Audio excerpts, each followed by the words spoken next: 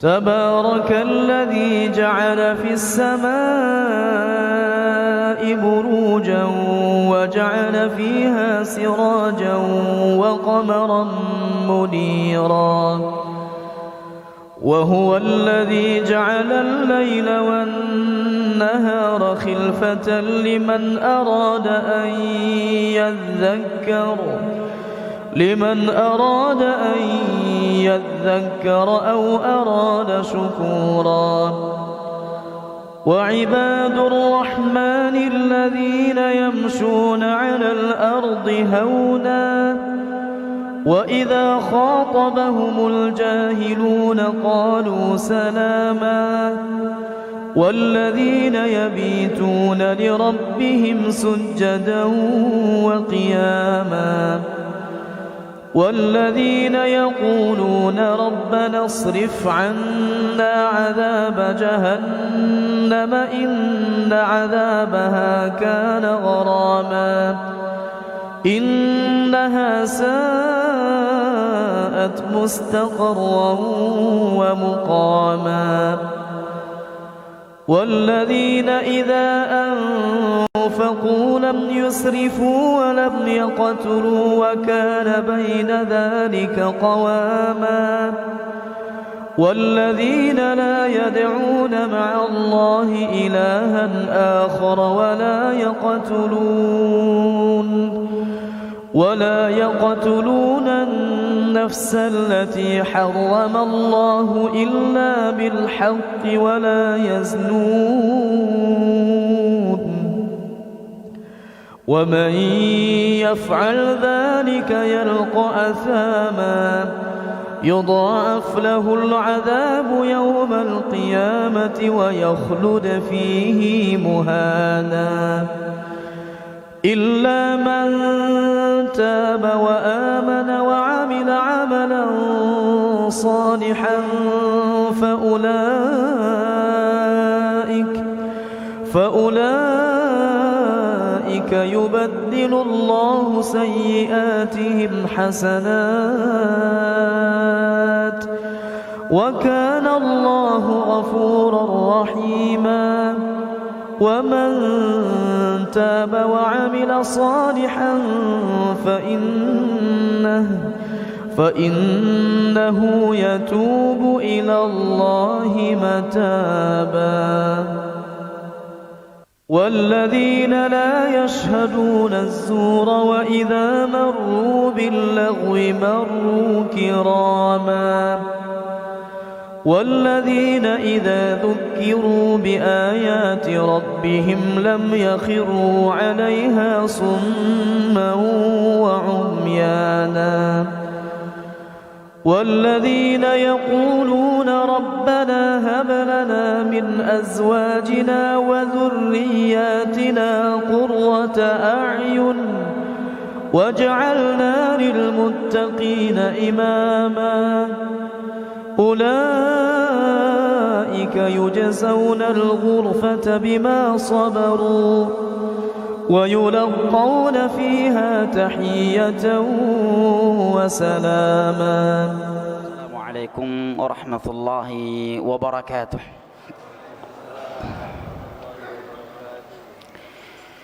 الحمد لله الذي أرسل رسوله بالهدى ودين الحق وحيدا وأشهد أن محمدا عبده ورسوله صلى الله عليه وعلى آله وصحبه وسلم تسليما كثيرا أما بعد فأهلا وسهلا ومرحبا بكم إخواني الكرام وأخواتي الكريمات رحمني الله وإياكم وبارك فيكم.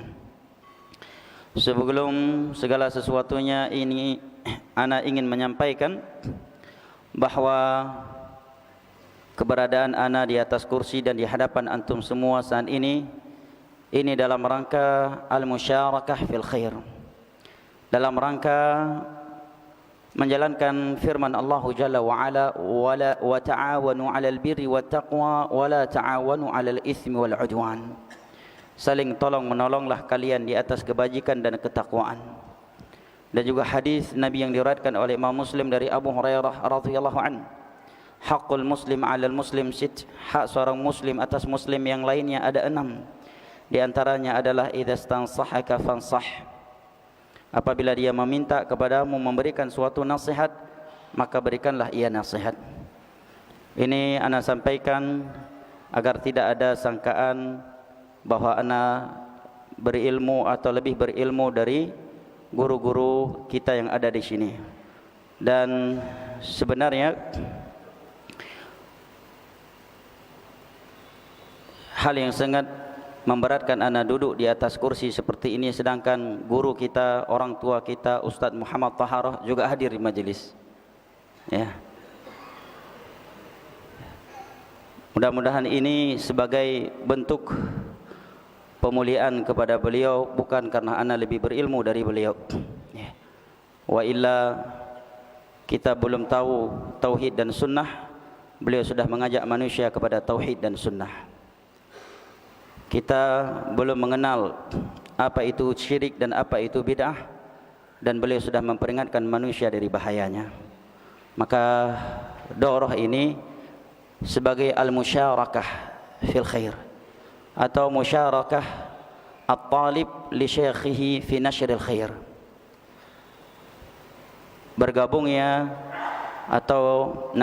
bergabungnya seorang murid dengan gurunya dalam menyampaikan ilmu agama, bukan dalam rangka memiliki kapasitas yang sama atau lebih dari beliau, na'udzubillah min dzalik, tentunya bukan.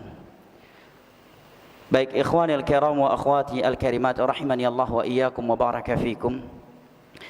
Alhamdulillah, segala puji dan syukur kita panjatkan kehadirat Allah Jalla wa Ala yang telah berfirman, wa in ta'uddu ni'matallahi la tuhsuha innal insana ladzalumun kafar. Dan kalaulah kalian menghitung-hitung akan nikmat Allah atas kalian, la tuhsuha, niscaya kalian tidak akan mampu menghitungnya. Innal insana ladzalumun kafar, sesungguhnya manusia itu pelaku kezaliman dan kekufuran.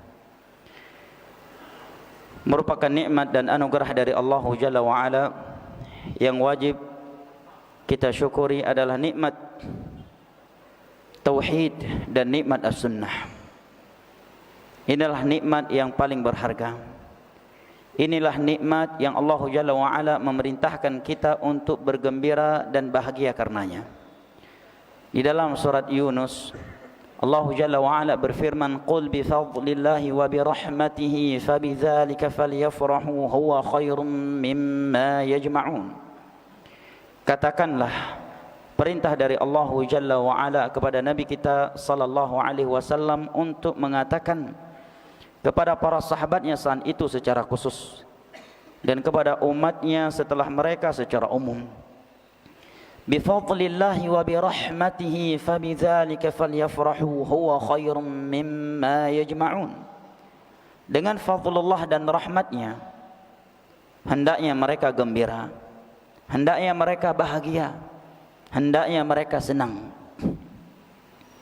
karena yang demikian itu lebih baik daripada dunia yang dikumpulkan oleh manusia. Al-Imam Ibnul Qayyim rahimahullahu ta'ala di dalam kitab Ar-Risalah At-Tabukiyah, ketika membawa ayat ini, dan sebelumnya beliau mengatakan an-ni'matu ni'matan, ni'matun muqayyadah wa ni'matun mutlaqah. Nikmat Allah itu ada dua macam. Yang pertama adalah nikmat yang muqayyadah, nikmat yang terbatas, sebatas di dunia. Dan yang kedua adalah nikmatun mutlaqah, adalah nikmat yang sempurna, nikmat yang mutlak. Dia adalah nikmat pertanda cinta Allah Jalla wa Ala kepada hambanya. Nikmat di dunia, dan dia juga sebagai nikmat di akhirat. Adapun nikmat yang muqayyadah, yang terbatas itu, maka Imam Ibnu Qayyim sebutkan adalah harta benda, anak keturunan, atau pernak-pernik dunia yang lainnya. Nikmat yang seperti ini, kata beliau, yashtariku fiha al-mu'min wal kafir was salih wal fasiq. itu Allah berikan kepada hambanya yang mukmin, kepada hambanya yang kafir, kepada hambanya yang saleh, dan kepada hambanya yang fasik sekalipun. Inna Allah yu'ti dunya man yuhib wa man la yuhib. Allah akan memberikan dunia kepada hamba yang ia cintai dan kepada hamba yang tidak ia cintai sekalipun. Bahkan Allah Jalla wa Ala berfirman kepada nabinya di akhir-akhir surat Ali Imran, wala yaghrurka taqallubuhum fil bilad. Jangan sampai engkau terlena, terbuai, terpedaya, tertipu dengan gaya hidupnya orang-orang kafir yang ada di sisimu, di negerimu. Di dalam ayat yang lain, wala tamuddanna 'ainaika ila ma matta'na bihim min azwajin. Jangan sekali-kali engkau menoleh melihat kepada nikmat-nikmat yang kami berikan kepada mereka daripada istri-istri yang cantik jelita, anak keturunan dan yang lainnya. Innama yuridullahu liyu'adzibahum biha fil hayatid dunya. Karena Allah berkeinginan, bermaksud dengan itu semuanya untuk mengadab mereka di dunia sebelum akhirat. Inna Allah yu'ti dunya man yuhibbu wa man la yuhib. Maka nikmat dunia itu akan Allah berikan kepada hamba yang ia cintai dan kepada hamba yang tidak ia cintai sekalipun. Wala yu'ti din illa man yuhib. Adapun nikmat agama, maka Allah tidak akan memberikannya kecuali kepada hamba yang ia cintai sahaja. Maka Imam Ibn Qayyim mengatakan nikmat yang kedua adalah nikmat yang mutlaqah. Nikmat yang kita diperintahkan untuk bergembira dengannya dan lebih baik daripada dunia yang dikumpulkan oleh manusia, yaitu nikmat Islam, nikmat tauhid dan nikmat as-sunnah. Kemudian beliau pun membawa ayat di atas. Qul bi fadlillahi wa bi rahmatihi fabidzalika falyafrahu huwa khairum mimma yajma'un. Katakanlah, dengan fadlullah dan rahmatnya hendaknya mereka gembira, karena yang demikian itu lebih baik daripada dunia yang dikumpulkan oleh manusia. Kemudian beliau mengatakan, laqad tadarat aqwalus salaf fi anna al-murada bihima ni'matul Islam was sunnah.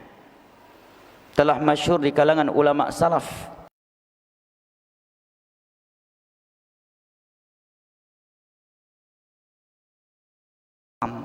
nikmat tauhid dan nikmat as-sunnah. Ini jangan pernah kita lupakan jamaah. Kapan kesyukuran kita terhadap Allah atas nikmat tauhid dan sunnah yang Dia berikan telah lemah atau bahkan hilang dari hati kita, maka di saat itu pula kita akan futur. Kita akan hidup seolah Islam dan sunnah yang Allah berikan itu bukanlah sebuah nikmat yang harus kita syukuri dan kita jaga. Terkadang sebagian kita hanya menganggap nikmat itu kalau Allah sudah memudahkan dia haji, Allah telah memudahkan dia berangkat umrah, Allah telah memudahkan dia menghafal Al-Quran, menghafal hadis. Sekedar itu. Dia lupa bahwa nikmat yang terbesar adalah nikmat Islam dan nikmat as-sunnah. Falyafrahu, hendaknya mereka gembira, senang telah diberikan oleh Allah nikmat tauhid dan nikmat as-sunnah. Jangan justru kecewa. Kecewa kenapa terlalu cepat gua hijrah, sedangkan aku belum merasakan maksiat ini dan maksiat itu. Ini sebagian pemuda dipermainkan oleh syaitan. Teman aku yang itu memang dia udah hijrah, tapi sebelum hijrahnya dia udah pernah merasakan maksiat ini, maksiat itu. Sedangkan aku sudah duluan tahu itu haram sebelum melakukannya. Kecewa, nyesal, kenapa terlalu cepat hijrah? Ya subhanallah. Padahal satu hari dalam kebaikan itu tidak bisa dikalahkan dengan dunia beserta isinya. Raka'atul fajri khairum minad dunya wa ma fiha. 2 rakaat salat sunnah subuh saja lebih baik daripada dunia beserta isinya. Kalau seseorang lebih duluan dapat hidayah, dari saudaranya, berarti dia lebih duluan dalam mengamalkan Islam, lebih duluan menjalankan perintah Allah dan meninggalkan larangannya. Jangankan dengan hal yang wajib atau meninggalkan yang haram, dengan melakukan 2 rakaat salat sunnah subuh saja itu lebih baik daripada dunia beserta isinya. Maka Allah katakan falyafrahu, perintah dari Allah untuk kita gembira, bahagia apabila Allah memberikan hidayah tauhid dan sunnah kepada kita. Jangan justru kecewa kenapa terlalu cepat hijrah, atau menyalah-nyalahkan hidayah Allah.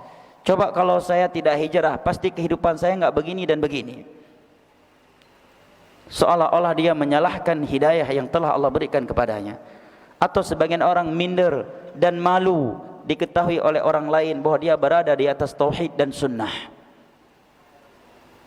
Padahal Allah Jalla wa'ala justru memerintahkannya falyafrahu, hendaknya dia gembira, dia bahagia. Yang demikian itu lebih baik daripada dunia beserta isinya. Kalau kita melihat jumlah manusia yang ada di dunia ini, yang disebutkan oleh sebagian orang 7 miliar kurang lebih, ya, hanya 1 miliar yang beragamakan Islam. Hanya 1 miliar yang beragamakan Islam. Dan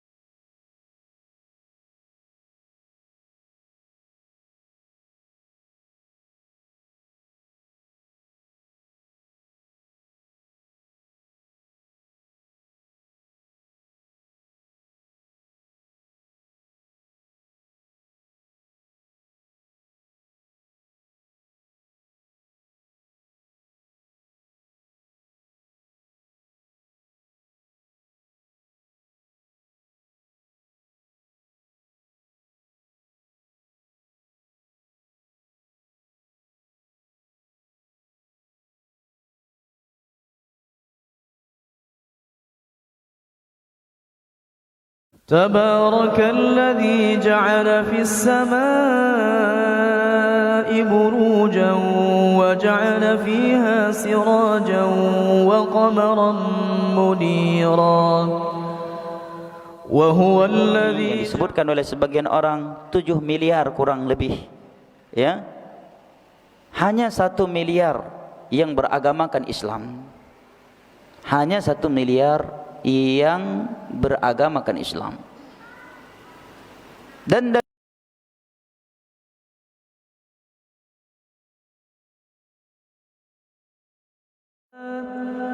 وَإِذَا خَاطَبَهُمُ الْجَاهِلُونَ قَالُوا سَلَامًا وَالَّذِينَ يَبِيتُونَ لِرَبِّهِمْ سُجَّدًا. Ini yang disebutkan oleh sebagian orang 7 miliar kurang lebih, ya, hanya 1 miliar yang beragamakan. Ibnu Qayyim rahimallahu taala mengatakan ma min khairin fid dunya illa min atharil ilm wa ma min syarrin fid dunya illa min atharil jahl.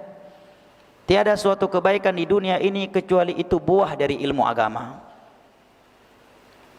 Dan tiada suatu kejelekan di atas permukaan bumi ini kecuali sebabnya adalah kejahilan.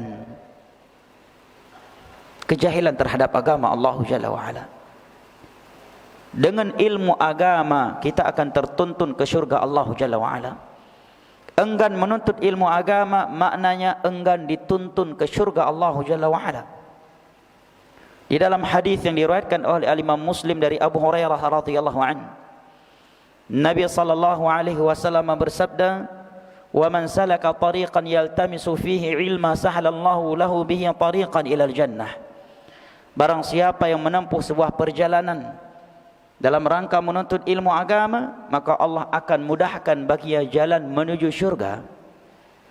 Ini mencakup orang yang menuntut ilmu agama dengan mengangkat langkahnya secara hissi, atau mereka menuntut ilmu agama dengan sarana-sarananya, membaca, mendengar, bertanya. Di dalam hadis lain yang diriwayatkan oleh Al-Imam Tirmizi dari Abu Darda radhiyallahu an, Nabi sallallahu alaihi wasallam bersabda, "Wa man salaka tariqan yaltamisu fihi ilma, sallallahu lahu tariqan min turuqil jannah. Wa innal malaikata la tad'u ajnataha li talibil ilmi liridan bima yatlub. Wa innal 'alim la yastaghfiranna lahu man fis samawati wal ardi hatta al-hitani fi jawfil ma'. Wa inna fadla al-'alim 'ala al-'abid ka fadli al-qamari 'ala sa'iril kawakibi lailatal badr. Wa innal 'ulama warathatul anbiya. Wa innal anbiya lam yuwarrithu dinaran wala dirhama. Wa innama warathul 'ilm. Faman akhadhahu akhadha bihadhin wafir." Dan Syekh Abdul Muhsin Al-Abbad menyebutkan ini adalah hadis yang mutawatir. Barang siapa yang menempuh sebuah perjalanan untuk menuntut ilmu agama, maka Allah akan bentangkan untuknya jalan-jalan menuju syurga. Ini menunjukkan kepada kita tanpa ilmu agama kita tidak akan mengetahui jalan-jalan yang akan menyampaikan kita ke syurga Allah. Walaupun anda seorang profesor dalam urusan dunia, walaupun anda sudah mbahnya profesor dalam ilmu dunia, tidak menuntut ilmu agama, anda enggak akan sampai ke syurga Allah.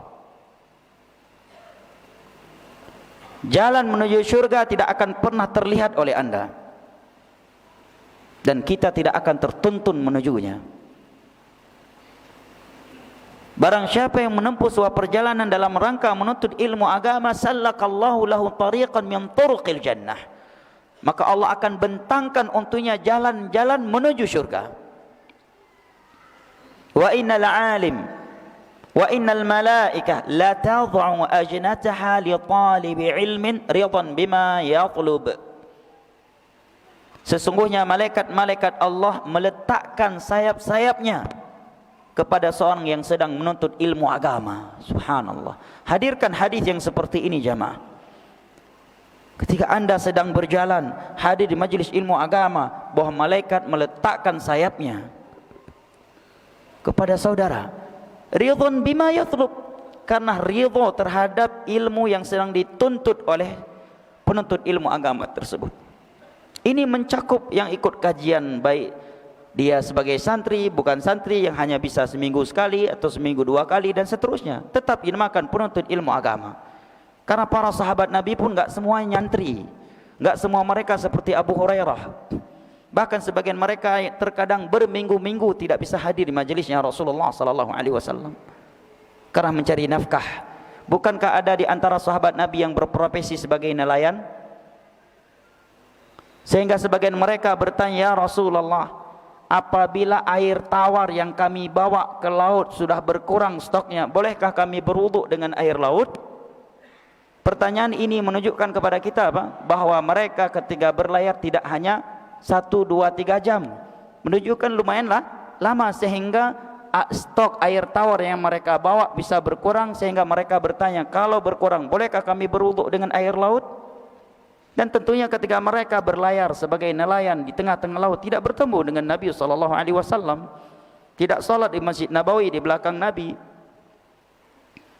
Demikian juga sebagian para sahabat Nabi, ada yang tajir, pembisnis kelas internasional seperti Abu Talha. Beliau berangkat dari Madinah ke Syam, belanja khamar di sana, kemudian beliau perjualbelikan di Madinah sebelum khamar itu diharamkan secara total. Dan perjalanan Madinah ke Syam berhari-hari, berhari-hari. Selama beliau dan yang lain yang melakukan perjalanan pergi atau pulang tidak bisa menghadiri majelisnya Rasulullah sallallahu alaihi wasallam karena sedang mencari nafkah. Tetapi semua mereka adalah penuntut ilmu agama. Bahkan dalam Sahihul Bukhari, Umar radhiyallahu anhu disebutkan tidak setiap hari beliau hadir di majelisnya Rasulullah. Bahkan beliau punya seorang tetangga dari Ansar yang gantian mendatangi majelisnya Rasulullah sallallahu alaihi wasallam. Umar menyebutkan, kalau dia yang pergi ke majelisnya Rasulullah, maka aku yang jualan. Pulang dia dari majlisnya Rasulullah, dia sampaikan ilmu yang telah dia simak dari Nabi. Kemudian kami membagikan hasil atau hasil jualan hari ini di antara kami berdua. Dan kalau aku yang pergi, maka dia yang jualan. Aku pulang membawa ilmu untuknya, dia pulang bawa keuntungan dari jualan hari ini untuk kami bagikan berdua. Menunjukkan bahawa tidak semua sahabat Nabi bisa hadir di majlisnya Nabi setiap hari. Tetapi dimanapun mereka berada, mereka bertakwa kepada Allah Jalla wa'ala, berada di atas nilai-nilai ilmu agama. Wa innal malaikata latad'u ajnataha li talibil ilm ridan bima yatlub. Malaikat-malaikat Allah meletakkan sayap-sayapnya kepada seorang penuntut ilmu agama karena ridha kepadanya yang sedang menuntut ilmu agama. Wa innal alim la yastaghfiranna lahu ma fis samawati wal ard hatta al-hitan fi jawfil ma. Sesungguhnya orang yang alim itu dimintakan ampunan untuknya oleh makhluk-makhluk Allah yang ada di langit. Subhanallah. Siapa yang bisa menghitung makhluk Allah yang ada di langit? Ada malaikat dan ada selainnya. Nah, Allah yang maha mengetahuinya. Jumlah malaikat saja tidak ada yang mengetahuinya kecuali Allah Subhanahu wa ta'ala.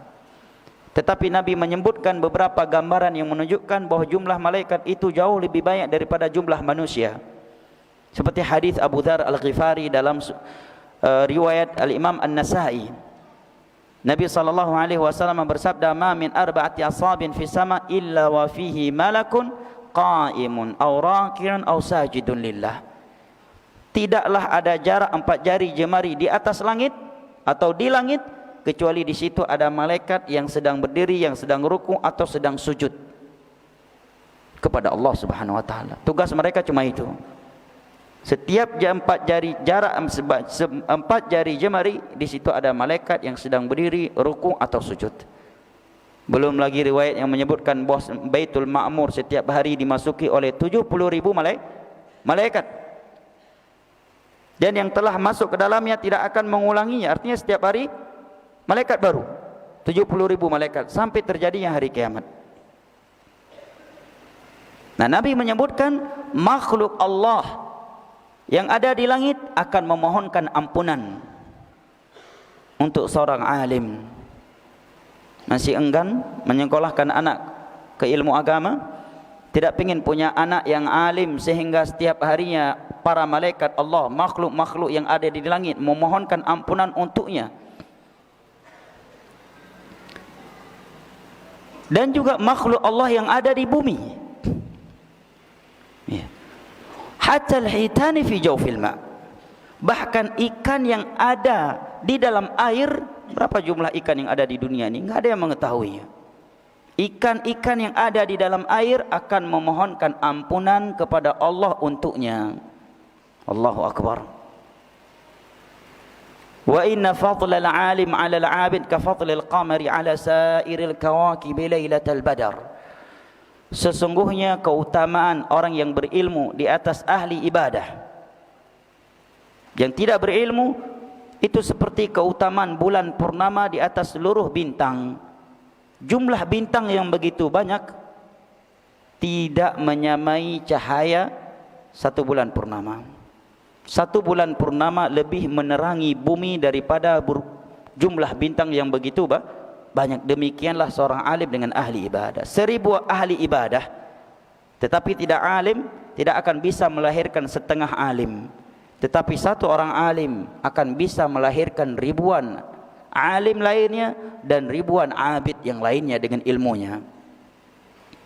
Makanya syaitan itu gerah, marah dan tidak membiarkan keberadaan orang alim itu ada di tengah-tengah masyarakat. Beda halnya kalau dia hanya abid. Makanya sebagian ulama salaf mengatakan sebagaimana dinukilkan oleh Syekh Muhammad bin Abdul Wahhab dalam kitabnya Kashfu Syubhat, alimun wahid asyaddu ala syaitani min alfi abid. 1 orang alim itu lebih menyusahkan syaitan dari kalangan jin dan syaitan dari kalangan manusia, karena Allah mengatakan syayatinal insi wal jin. Syaitan itu ada di kalangan jin dan dari kalangan manusia. Satu orang alim itu lebih menyusahkan syaitan daripada 1000 abid. Apa contoh yang paling akurat dan paling dekat untuk ini? Contohnya adalah keberadaan Nabi kita sallallahu alaihi wasallam. 40 tahun beliau berada di Mekah sebagai abid sebelum diangkat menjadi nabi dan rasul. Beliau tidak pernah ikut serta melakukan kesyirikan, kebid'ahan atau maksiat yang dilakukan oleh masyarakat Mekah. Enggak pernah ikut serta ke dalam acara adat istiadat mereka yang mengandung kesyirikan, kebid'ahan atau maksiat. Bahkan ketika 5 ayat pertama dari surat Al-Alaq, yang itu adalah wahyu perdana yang turun kepada beliau, kata Aisyah radhiyallahu anha, wa huwa yatahannatsu fi ghari Hira, dalam Sahihul Bukhari. Saat itu beliau sedang tahannuts, ay ta'abbud, sedang fokus beribadah di dalam gua Hira. Tetapi kaum musyrikin tidak marah sama beliau, tidak mengusir beliau, tidak mempersekusi beliau, tidak menganggap beliau sesat. Bahkan beliau sebagai seorang yang paling jujur, seorang yang amanah, seorang yang paling mulia di mata mereka. Bahkan ketika mereka berselisih siapakah orang yang paling berhak meletakkan Hajar Aswad, maka Nabi SAW yang mereka pilih untuk meletakkannya. Tetapi begitu Nabi SAW diangkat menjadi Nabi, diangkat menjadi Rasul, mulai membawa pembaharuan, mengajak manusia kepada syariat Allah dan memperingatkan mereka dari bahayanya menyelisih syariat Allah, barulah mereka menancapkan bendera perang kepada Nabi. Nabi yang tadinya orang yang paling jujur menjadi pendusta di sisi mereka. Nabi yang tadinya seorang yang amanah, menurut mereka dianggap sebagai orang yang memecah belahkan umat, tukang sihir, ahli syair, pemecah belah bangsa dan sebagainya. Kenapa? Karena selama 40 tahun beliau tidak mengajak abid, karena belum diangkat menjadi nabi dan rasul, hanya menjalankan sisa-sisa syariat Nabi Ibrahim. Tidak susah Abu Lahab CS, enggak marah mereka. Tetapi begitu beliau menjadi alim, menjadi seorang nabi, seorang rasul yang mengajak kepada ilmu, maka geger tanah Arab, bukan sekedar Mekah. Seluruh syaitan yang ada di bumi Arab langsung kepanasan. Maka benar yang dikatakan oleh sebagian ulama salaf tadi, alimun wahid asyaddu ala syaitani min alfi abid. Satu orang alim itu lebih menyusahkan syaitan dari kalangan jin dan syaitan dari kalangan manusia daripada 1000 abid. Seandainya seseorang berada di suatu lingkungan yang penuh dengan kesyirikan, kebid'ahan dan maksiat, dan dia tinggal di situ tidak ikut serta melakukannya, tetapi dia juga tidak memberikan peringatan, tidak juga mengajak kepada ilmu, dia hanya fokus ibadah, mungkin dia enggak akan dipersekusi dan tidak dipermasalahkan. Tapi coba kalau dia mulai mengajak manusia mentauhidkan Allah, memperingatkan manusia dari bahayanya syirik, mengajak manusia untuk mengikuti sunnah Rasulullah SAW dalam beribadah, bukan dengan bid'ah, bukan dengan adat istiadat, menjelaskan kepada manusia ini halal, ini haram, selembut apapun dia, walaupun dia raja sastranya bahasa Indonesia, pasti dikatakan ustadz yang keras, ustadz pemecah belah umat, ustadz yang tidak hikmah, dan pasti dipersekusi. Karena itu sudah sunnatullah. Alimun wahid asyaddu ala syaitani min alfi abid. Karena alim itu membawa pembaharuan, alim itu menerangi kegelapan. Sedangkan ahli ibadah yang tidak alim, maka maslahat ibadahnya hanya untuk dirinya. Makanya Nabi mengatakan keutamaan alim di atas abid itu seperti bulan purnama dengan bintang-bintang yang ada di langit. Cahaya dari seluruh bintang yang ada di langit tidaklah lebih terang daripada cahayanya satu bulan purnama. Demikianlah perbedaan antara alim dan abid. Kemudian Nabi mengatakan para ulama adalah pewaris para nabi. Para nabi tidak mewariskan dinar dan dirham, tetapi yang mereka warisi adalah ilmu agama. Barang siapa yang telah mengambilnya, maka sungguh dia telah mengambil warisan atau bagian yang sangat besar sebagai sumber kebahagiaannya dari warisan para nabi dan para rasul. Ikhwani al-kiram wa akhwati al-karimat rahimani Allah wa iyyakum wa baraka fikum. Dan majlis ilmu agama adalah sebaik-baik tempat kita berlindung dari fitnah akhir zaman. Sebaik-baik tempat untuk melindungi iman, akidah, agama diri kita dan anggota keluarga kita dari fitnatul syirik, fitnatul bid'ah dan fitnatul ma'asi, fitnatul syubhat dan syahwat. Dan di dalam hadis yang diriwayatkan oleh Imam Bukhari dan beliau sebutkan di dalam Kitabul Fitan, Nabi SAW bersabda, satakunu fitanun al-qa'idu fiha khairun minal qa'im, wal qa'imu fiha khairun minal mashi, wal mashi fiha khairun minas sa'i. Man tasharrafa laha tastashrifhu, faman wajada maljan aw ma'adhan falya'udz bih. Sungguh fitnah itu semakin hari semakin muncul, semakin terjadi. Fitnatul syubhat dan fitnatul syahwat semakin hari akan semakin dahsyat. Kapan bumi ini penduduknya mayoritasnya di atas kebenaran? Nanti kalau Imam Mahdi sudah ada. Ya. Secara umum Nabi mengatakan la ya'ti zaman illa walladhi ba'dahu syarru min. Tidaklah datang suatu masa kecuali yang datang setelahnya lebih buruk daripada sebelumnya. Hadis Anas bin Malik radhiyallahu anhu yang diriwayatkan oleh Imam Al-Bukhari. Para ulama kecualikan di saat Imam Mahdi muncul. Yang kedua, setelah terbunuhnya Ya'juj wa Ma'juj, di mana bumi saat itu penuh dengan keberkahan, berada orang-orang saleh sampai mereka semuanya meninggal dunia. Kemudian setelah itu yang ada hanya orang-orang kafir, kemudian barulah terjadi hari kiamat. Nah, Nabi katakan fitnah, syubhat dan syahwat akan semakin terjadi, semakin banyak, semakin merajalela. Kemudian Nabi memberikan sebuah perumpamaan yang hendaknya dipahami dan direalisasikan oleh umatnya yang ingin selamat dari fitnah akhir zaman. Apa kata Nabi? Al-qa'idu fiha khairum minal qa'im. Orang yang duduk di masa fitnah itu lebih baik daripada orang yang sudah berdiri. Lihat perumpamaan Nabi kita. Orang yang baru berdiri khairum minal mashi, lebih baik, akan lebih selamat daripada orang yang sudah berjalan kaki. Wal mashi fiha khairum minas sa'i. Dan orang yang baru berjalan kaki masih lebih baik dan lebih selamat daripada orang yang sudah berlari. Bukan lari jogging kayak tadi pagi maksudnya ya. Maksudnya lari mendekati suatu fitnah. Maka setelahnya Nabi katakan man tasharrafa laha tastashrifhu. Barang siapa yang mendekatinya, maksudnya fitnah syirik, fitnah bid'ah dan fitnah ma'asi, tastashrifhu, maka fitnah tersebut tastashrifhu akan menyambarnya. Akan menyambarnya. Tidaklah seorang jatuh ke dalam syirik, ke dalam bid'ah atau maksiat kecuali karena sebelumnya dia sudah mendekatinya. Itu kaidah. Makanya Allah katakan wala taqrabuz zina.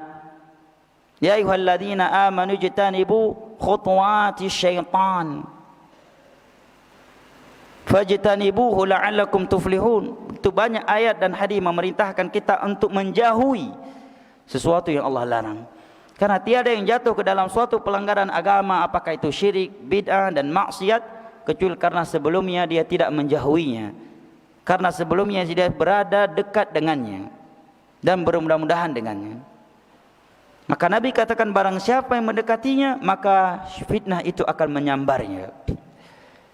Kenapa seorang jatuh ke dalam zina, judi atau maksiat-maksiat lainnya? Karena sebelumnya dia enggak menjauhinya, mendekatinya, merasa aman darinya. Dan lebih buruk dari itu adalah yang jatuh terjerumus ke dalam syirik dan bid'ah. Kemudian di ujung hadis tersebut Nabi mengatakan faman wajada malja'an aw ma'adzan falya'udz bih. Barang siapa yang mendapatkan suatu tempat di situ dia bisa berlindung dari fitnah akhir zaman, maka hendaknya dia berlindung di situ. Dan di akhir zaman ini kata para ulama, tiada tempat yang lebih bisa melindungi kita dari fitnah akhir zaman daripada majlis ilmu agama. Dan majlis ilmu agama jamaah yang dimuliakan Allah adalah sebaik-baik tempat kita menenteramkan jiwa kita dari kepenatan dan kelelahan yang kita rasakan karena dunia.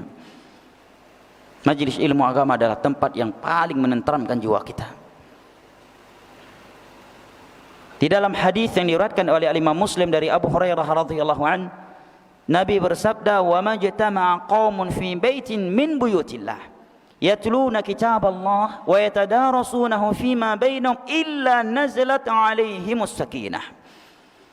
Tidaklah ada suatu kaum yang berkumpul di rumah Allah membaca, mengkaji ayat-ayat Allah, agama Allah sesama mereka, illa nazalat 'alaihimus sakinah, kecuali akan turun sakinah ilahi untuk mereka. Dan itu kita rasakan seandainya kita menghadirinya dengan hati yang ikhlas. Ketika kita berada di dalamnya, kita benar-benar merasakan sakinah yang luar biasa. Ketika kita sedang berada di majlis ilmu agama yang di dalamnya disampaikan ayat Al-Quran, hadis-hadis Nabi dan petuah-petuah indah dari ulama Islam, seolah kita adalah orang yang paling kaya, seolah kita adalah orang yang paling sehat, orang yang tidak ada beban hidupnya, orang yang tidak ada beban dalam kehidupannya. Walaupun begitu keluar dari majlis ilmu agama, baru mulai pusing lagi, pampers anak-anak sudah habis dan uang lagi tidak ada. Walaupun baru 2 langkah keluar dari masjid, penagih hutang sudah datang kepadanya. Tetapi ketika dia sedang duduk di majlis ilmu agama, ayat-ayat Al-Quran dan hadis-hadis Nabi serta petuah ulama salaf disampaikan, maka seolah-olah dia dari kerajaan, keluarganya raja. Tidak ada orang yang lebih bahagia darinya.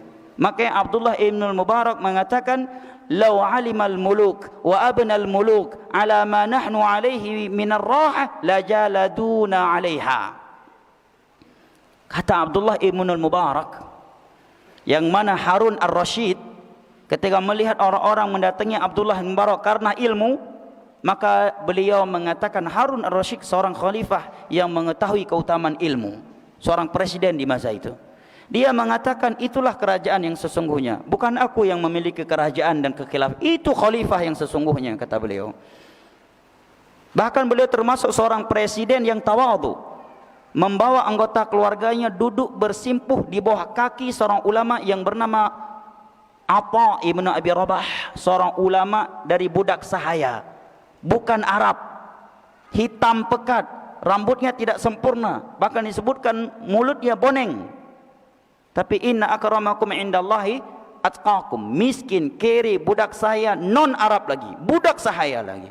Harun ar-Rasyid sebagai khalifah di masa itu membawa anggota keluarganya duduk bersimpuh di bawah kakinya Atha ibn Abi Rabah. Kenapa? Karena mereka mengetahui keutamaan ilmu agama. Dan Nabi mengatakan, wa ma tawadha ahadun lillah illa rafa'ah.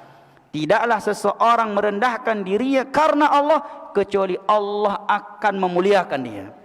Sekarang nama Harun ar-Rasyid menjadi harum, salah satu sebabnya itu ketawadhuannya. Seandainya dia tidak melakukannya saat itu karena Allah, kita enggak akan memujinya karena perbuatannya tersebut di hari ini.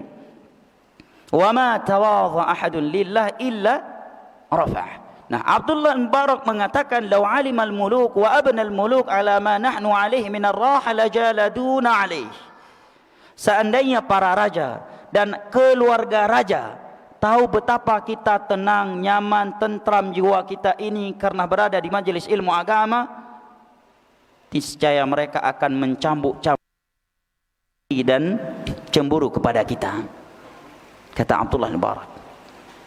Karena memang seorang kalau hadir di majelis ilmu agama akan merasakan ketenangan yang luar biasa. Berangkat dalam keadaan mungkin sedang ribut dengan istrinya, pasangan suami istri ribut di rumah. Kemudian ada kajian, pergi kajian. Insya Allah ketika dia sedang berada dalam kajian, dia merasakan ketenangannya. Api yang sedang membara di dalam hatinya terhadap istrinya, atau kalau dia seorang wanita terhadap suaminya, pasti akan padam. Seandainya pun tidak padam secara total, paling tidak akan mengecil. Dan tidaklah mereka pulang dari majelis ilmu agama kecuali mereka akan baikan. Walaupun ketika berangkat tadi pergi sendiri-sendiri ya, karena lagi berantem, pergi dewe-dewe, pergi sendiri-sendiri. Ya, si suami nggak mau boncengi istrinya, si istri pun nggak mau dibawa sama suami karena lagi berantem. Begitu pulang langsung WA-an, bang tunggu di mana? Buah dari ilmu agama. Nazalat alaihimus sakinah, akan turun untuk mereka sakinah ilahi. Bahkan saking sakinahnya sebagian orang yang ikut kajian baru berlangsung 10-15 menit kepalanya sudah menunduk ke bawah. Saking sakinahnya dia, kepalanya sudah menunduk ke bawah, padahal kajian baru 10 menit atau 15 menit berlangsung, menandakan dia telah menempatkan sakinah ilahi bukan pada tempatnya. Wa ghasyyatumur rahmah, rahmat Allah akan tercurahkan untuk mereka. Wa hafatumul malaikah, malaikat-malaikat Allah akan meliputi mereka. Ada majlis yang lebih mahal daripada ini jamaah? Anda punya majlis, di dalam majlis ada presiden, ada perdana menteri, ada gubernur, ada bupati, kontraktor kelas kakap, ada jenderal, ada pejabat negara, ada raja, ada perdana menteri. Tapi bukan majlis ilmu agama. Tidak dihadiri oleh malaikat. Tidak turun rahmat Allah, tidak turun sakinah ilahi. Tetapi majlis ilmu agama, walaupun di dalamnya ada yang kaya, ada yang miskin, ada tukang beca, ada profesor, ada orang kaya, ada orang miskin, ada yang militer, ada yang sipil, ada Arab, ada non Arab, ada yang merdeka, ada yang budak sahaya, ada yang tampan, ada yang jelek, ada yang wangi, ada yang bau pun. Ya, tetap nazalat alaihimus sakinah, akan turun sakinah ilahi untuk mereka. Wa ghasyyatumur rahmah, dan rahmat Allah tercurahkan untuk mereka. Wa hafatumul malaikah, malaikat-malaikat Allah meliputi mereka semuanya. Wa dzakarahumullahu fi man indah, dan nama-nama mereka disebut-sebut oleh Allah di hadapan malaikat-malaikat yang ada di sisinya. Subhanallah. Setiap kali kita menghadiri majlis ilmu agama, setiap kali itu nama kita terdengar oleh malaikat Jibril, Mikail, Israfil, dan malaikat-malaikat lainnya yang ada di sisi Allah. Nama kita disebut-sebut oleh Allah dengan pujian dan sanjungannya, karena sedang berada di dalam rumahnya mengkaji ilmu agama. Walaupun media-media asing tidak memberitakannya, tapi nama Anda diberitakan oleh Rabbul Alamin di hadapan malaikat-malaikat yang ada di sisinya. Untuk apa nama kita disebut oleh media-media nasional dan internasional, sedangkan Allah tidak mengenal kita? Tapi mengapa nama kita enggak dikenal oleh manusia, tidak pernah dipuji dan dipuja di dalam media nasional maupun media internasional, tetapi nama kita selalu terdengar oleh malaikat Jibril, Mikail, Israfil, dan malaikat-malaikat lain yang ada di sisi Allah, karena Allah yang sedang menyebut-nyebutnya dengan pujian dan sanjungan di hadapan mereka. Dan caranya dengan menghadiri majelis ilmu agama. Maka ana berharap antum bisa sabar walaupun sedikit panas ya. Nah, ini ujian dalam menuntut ilmu agama. Bayangkan kami di Yaman dalam kondisi radang listrik nggak ada, AC nggak ada, dan puncak panas 40 derajat Celcius, bahkan bisa sampai 50 derajat Celcius. Apalagi kalau tidur di malam hari, rata-rata kalau di puncak panas, sebagian besar penuntut ilmu agama saat itu nggak tidur di dalam asrama, keluar dari asrama tidur di padang pasir dengan satu kasur, buka baju, pakai celana, tutup muka, supaya ketika badai debu datang nggak masuk ke mulut debunya. Kenapa? Kalau dalam asrama panas, kena kipas angin aja seperti ditampar sama orang, kena angin kipas angin. Air jam 3 malam kita gunakan untuk mandi, panasnya masih bisa untuk buat teh. Panasnya, karena 12 jam dibakar di penampungan air di bawah matahari. Dan kita saat itu selalu dihibur. Setiap musim panas selalu Syekhuna Abdurrahman Al-Adini rahimahullahu ta'ala menghibur kami dengan sebuah syair Arab yang kami hafal dari mulut beliau, karena seringnya beliau membacanya di musim panas.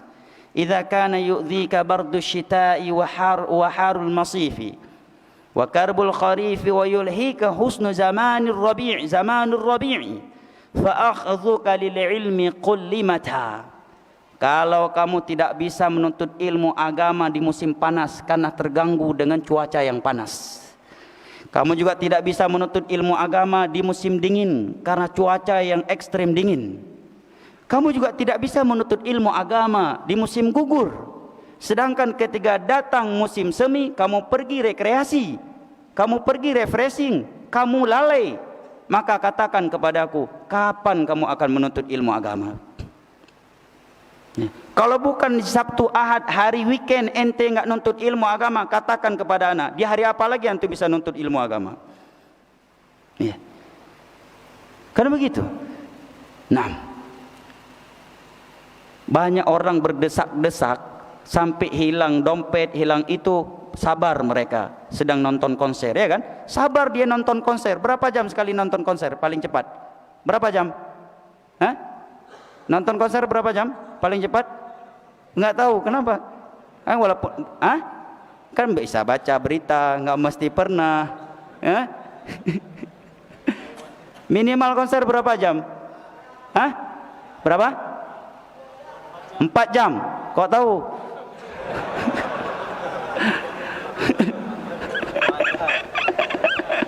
4 jam minimal. Itu desak-desakan, pulang dari situ hilang dompet, ada hilang HP, ya. Tapi ikhlas dia menghadirinya. Sabar, bahkan bersyukur lagi bisa duduk di depan hari ini. Ya. Hilang dompetnya, hilang HP-nya, besok ada konser, hadir lagi dia. Nah, apalagi di majelis ilmu agama. Baik ikhwani al-kiram wa akhwati al-karimat rahimani Allah wa iyyakum wa baraka fikum. Satu hal yang mesti ada dan selalu hadir di dalam hati kita. Apabila beberapa prinsip berikut ini mulai rapuh atau bahkan mungkin tidak lagi hadir dan tertancap kuat di dalam hati kita, maka kita akan lemah di dalam beristiqamah. Kita akan mudah futur di dalam menghambakan diri kepada Allah Jalla wa'ala. Yang pertama, hendaknya kita selalu ingat dan sadar bahwa Allah tidak menciptakan kita hanya untuk menikmati dunia ini semata. Bukan untuk itu Allah menciptakan kita. Allah tidak menciptakan kita untuk sia-sia dan hanya untuk melampiaskan hawa nafsu belaka. Allah Jalla wa'ala berfirman, afa hasibtum annama khalaqnakum abathan wa annakum ilaina la turja'un. Apakah kalian mengira bahwa kami, annama adatul hasr, annama khalaqnakum, kami tidak menciptakan kalian kecuali hanya untuk hal yang sia-sia, dan bahwa kalian tidak akan kembali kepada kami. Lihat, ayat ini berada di mana? Bukan di dalam Taurat dan Injil. Ayat ini berada di dalam Al-Quranul Karim. Allah turunkan kepada nabinya dan beliau bacakan kepada mereka yang sudah dipastikan masuk syurga, kepada mereka yang si malamnya salat tahajud, siangnya berpuasa, kepada mereka yang salat 5 waktunya di belakang Nabi, kepada mereka yang apabila haji dan umroh, pembimbing haji dan umrohnya adalah Nabi Muhammad SAW, kepada mereka yang apabila mereka jihad, komandan jihadnya adalah Rasulullah SAW. Kepada mereka Nabi bacakan ayat ini, afa hasibtum annama khalaqnakum abatha wa annakum ilaina la turja'un. Mungkin di antara kita kalau dibacakan ayat ini oleh seseorang, dia akan baper. Kenapa antum bacakan ayat itu? Karena apakah antum melihat anak sedang keluar dari diskotik? Anak sholat 5 waktu selalu berjamaah, anak kajian, anak begini dan begitu. Ayat ini Allah turunkan kepada nabinya, dan nabinya bacakan kepada para sahabatnya saat itu. Dan ini ayat berada dalam kitab suci kita. Afahasibtum annama khalaqnakum abatha. Apakah kalian mengira bahwa kami tidak menciptakan kalian kecuali hanya untuk hal yang sia-sia? Hanya untuk menikmati dunia belaka, wa annakum ilaina la turja'un, dan bahwa kalian tidak akan kembali kepada kami? Demi Allah jamaah, ini ayat kalau kita cermati dan tadabburi cukup pedas sindirannya. Karena yang mengatakan demikian kepada kita sang pencipta kita. Ya. Hadirkan dalam hati kita ketika mendengar ayat ini bahwa ini ayat firman-Nya yang telah menciptakan kita, yang akan mematikan kita, pemilik surga dan neraka, yang berhak mencabut nyawa kita, dan yang telah menciptakan segala sesuatu. Dia yang berfirman kepada kita, apakah kamu mengira bahwa aku tidak menciptakan engkau kecuali hanya untuk hal yang sia-sia, dan bahwa engkau tidak akan kembali kepada kami untuk mempertanggungjawabkan apa yang telah engkau lakukan? Ini luar biasa kandungan. Ini ayat luar biasa kandungannya, ayyuhal ikhwah wal akhwat rahimani Allah wa iyyakum wa baraka fikum. Ayat yang semakna dengan ini adalah ayat ke-16 dari surat Al-Hadid. Sebuah ayat yang membuat preman dan perampok kelas kakap di masa tabi'in bertobat kepada Allah Jalla wa'ala, dan dia sedang merampok. Ayat ke-16 dari surat Al-Hadid. Alam ya'ni lilladzina amanu an takhsha qulubuhum li dzikrillahi wa ma nazala minal haqq ولا يكونوا كالذين أوتوا الكتاب من قبل فطال عليهم الأمد فقست قلوبهم وكثير منهم فاسقون. Bukankah sudah saatnya, sekali lagi ini ayat Al-Quran di dalam kitab suci kita. Jadi ini ayat bukan untuk Yahudi atau Nasara semata. Ini ayat dari sang pencipta kita, firman. Coba antum bayangkan, walillahil mathalul a'la laisa kamitsli syai'un wa huwas samiul basir. Ada audio dari seorang raja atau seorang panglima militer dan anda militer, ada audio bunyinya kepada anda. Kamu misalkan bunyinya, pasti kita akan serius mendengarnya. Ada ucapan raja ditujukan kepada kita. Walillahil mathalul a'la. Disampaikan kepada anda, ini ucapan panglima anda kepada anda. Gimana rasanya antum ketika mendengarnya? Ini ucapan raja kepada anda, tolong dengar, laksanakan. Pasti kita akan mendengarnya dengan penuh keseriusan dan ketakutan. Nah, Allah mengatakan alam ya'ni lilladzina amanu. Bukankah sudah saatnya bagi mereka yang beriman, yang mengaku beriman, membenarkan adanya syurga, membenarkan adanya neraka, adanya as-sirat, adanya al-qantarah, adanya qisas, ada padang mahsyar, hisab, mizan, nashr suhuf, membenarkan adanya azab dan nikmat di alam kubur, adanya kematian, adanya malaikat maut. Bukankah sudah saatnya bagi mereka yang beriman untuk tunduk mengingat Allah? Yang kedua, wa ma nazala minal haqq, tunduk kepada kebenaran yang telah turun. Artinya sudah saatnya, nunggu kapan lagi? Nunggu tsunami sekali lagi baru tunduk kepada Allah? Nunggu ketika malaikat maut sudah mencabut nyawamu dan nyawamu sudah sampai di kerongkongan baru bertobat? Tak manfaat lagi.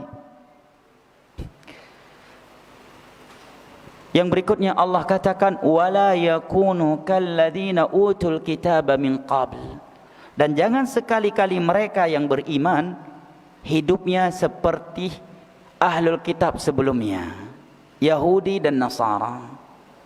Bayangkan kalau ada orang yang berkata kepada kita nih, dan kita nggak tahu ada ayat yang seperti ini. Teman nih ngasih nasihat, kalau anda seorang pemuda bro, bukankah sudah saatnya lo tunduk kepada Allah? Dan lo jangan hidup di dunia ini kayak Yahudi dan Nasara bro ya. Gimana kira-kira antum? Dapat nasihat seperti itu? Hah? Atau seorang ustadz di atas mimbar mengatakan, dan itu seandainya itu bukan ayat, wahai jamaah salat Jumat, kalian semua bukankah sudah saatnya tunduk kepada Allah, dan kalian semua jangan kayak Yahudi dan Nasara di dunia ini ya. Kira-kira tersinggung nggak? Wah, ini ustadz kalau selesai khutbah pulang hilang sendalnya tuh. Kalau bawa mobil udah bocor ban mobilnya. Ya kan? Kita menganggap keras banget tuh nasihat. Kok seperti itu bahasanya? Kok Kok sepedas itu bahasa? Ini kalam Rabbul Alamin. Bukan ucapan seorang ustaz, bukan syair, ya, bukan ucapan hukama ahli hikmah, bukan. Ini kalamnya Rabbul Alamin. Mereka yang beriman jangan seperti Yahudi dan Nasara. Ada apa dengan mereka? Fatala alaihimul amad faqasat qulubuhum. Semakin panjang umur mereka, semakin banyak kesempatan taubat yang Allah berikan, semakin keras pula hatinya. Ini hendaknya menjadi bahan introspeksi diri untuk kita semua. Sudah berapa tahun ngaji? Semakin senior ngaji, semakin disiplin tahajud, atau justru semakin hilang dari solat tahajud? Semakin lama ngaji, semakin gemar bersedekah, atau semakin pelit? Semakin lama ngaji, semakin sering menangis di hadapan Allah, atau justru tangisan terakhir di hadapan Allah adalah bulan pertama hijrah, yaitu 15 tahun yang lalu. Fatala alaihimul amad. Semakin panjang umur mereka, semakin banyak kesempatan taubat yang Allah berikan kepada mereka, semakin keras pula hati mereka. Dan kita sudah berapa kali Allah berikan kesempatan taubat jamaah? Di antara kita ada yang sudah berulang kali naik turun pesawat dan mengalami turbulensi, ya, insiden pesawat, dan dia masih hidup sampai hari ini. Sebagian kita pernah mengalami tsunami di daerahnya, gempa bumi, banjir bandang, atau insiden lalu lintas yang berulang kali, yang secara hitung-hitungan manusia dalam insiden itu dia mati, tapi sampai hari ini masih hidup. Bukankah ini kesempatan taubat yang Allah berikan kepada kita yang sudah berulang kali?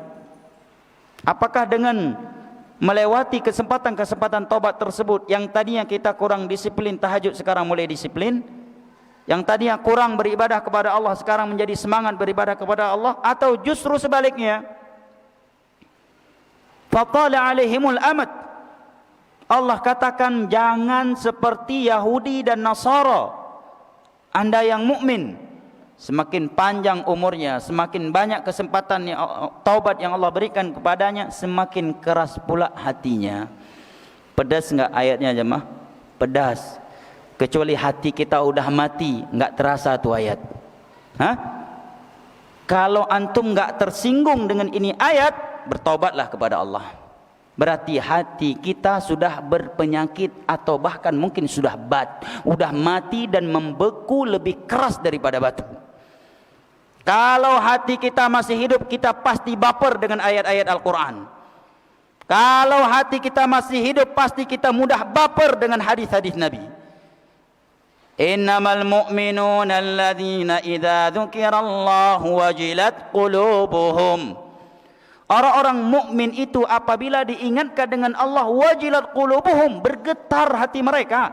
Wa idza tuliyat alaihim ayatuhu zadatuhum imana wa ala rabbihim yatawakkalun. Dan apabila disampaikan kepadanya ayat-ayat Allah, maka akan bertambah imannya. Itu orang-orang mukmin. Wa dzakir fa inna dzikra tanfa'ul mukminin. Berikanlah peringatan, karena peringatan itu pasti bermanfaat bagi seorang mukmin. Kalau kita sudah sulit, jarang tersinggung, jarang baper ketika disampaikan ayat Al-Quran dan hadis-hadis Nabi kepada kita, ketahuilah berarti hati kita sudah berpenyakit, atau bahkan sudah mati karena banyaknya dosa dan maksiat yang kita lakukan. Nah, Allah katakan di dalam ayat ke-16 dari surat Al-Hadid ini, bukankah sudah saatnya bagi orang-orang yang beriman untuk tunduk mengingat Allah, tunduk kepada kebenaran yang turun kepada mereka, dan janganlah mereka seperti Yahudi dan Nasara, semakin panjang umur mereka, semakin banyak kesempatan taubat yang Allah berikan kepada mereka, semakin keras pula hati mereka. Wa katsirun minhum fasiqun, dan banyak dari mereka adalah orang-orang yang fasik. Abdullah bin Mas'ud mengatakan, ini ayat turun setelah 5 tahun kami masuk Islam.